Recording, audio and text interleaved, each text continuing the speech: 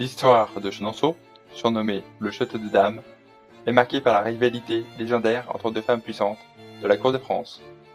Diane de Poitiers, la maîtresse du roi Henri II, et Catherine de Médicis, son épouse légitime et future reine régente.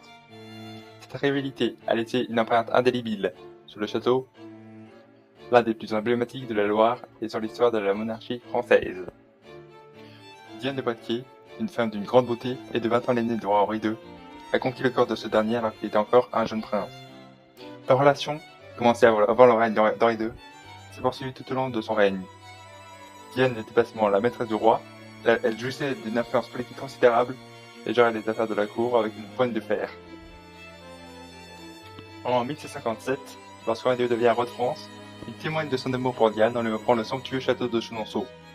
Situé sur la rive du Cher, Chenonceau est un joyau de l'architecture de la Renaissance, et Diane va encore l'embellir en commandant des travaux et en faisant aménager des jardins somptueux, aujourd'hui connus sous le nom de Jardin de Diane de Poitiers.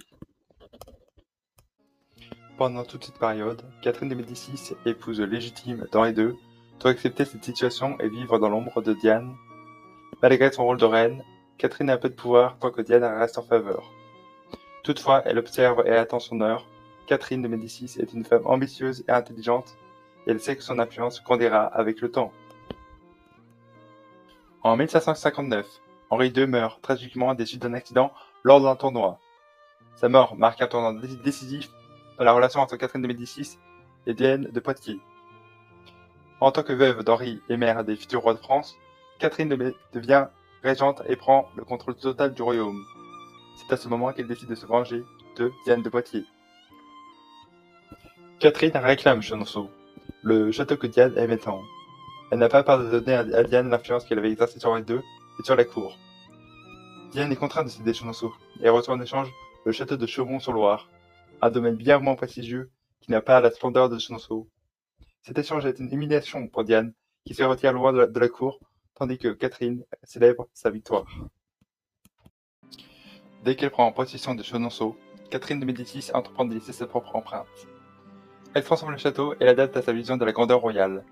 L'une des réalisations les plus marquantes de son règne est la construction de la galerie à 2 étages sur le pont qui traverse le Cher, créant une des caractéristiques architecturales les plus emblématiques de Chenonceau. Cette galerie permet d'organiser de grandes réceptions et symbolise la puissance de la reine régente. De plus, Catherine de Médicis fait aménager ses propres jardins, les jardins de Catherine de Médicis, pour rivaliser avec ceux que Diane avait fait créer. Ces jardins sont un autre signe de la compétition silencieuse entre les deux femmes. Le château de Chenonceau est aujourd'hui un témoignage de cette rivalité entre Catherine de Médicis et Diane de Poitiers. L'un et l'autre ont marqué cet endroit de leur empreinte, et le château est devenu un lieu chargé de symboles, à la fois de pouvoir, d'amour et de vengeance. Diane de Poitiers y a laissé la trace de sa beauté et de son raffinement, avec des jardins élégants et des transformations architecturales, tandis que Catherine de Médicis y a inscrit la marque de sa revanche et de son autorité, en agrandissant le château et en organisant des fêtes somptueuses qui affirmaient sa domination. L'histoire de Chenonceau est ainsi intimement liée à celle de deux femmes d'exception qui ont marqué l'histoire de France. Diane de Poitiers, la maîtresse influente, et Catherine de Médicis, la reine régente vindicative, ont transformé ce château en un symbole de rivalité politique et personnelle. Chenonceau demeure aujourd'hui le reflet de cette lutte silencieuse pour le pouvoir et l'amour, un lieu où Shakespeare raconte l'histoire des intrigues de cour et des destins croisés.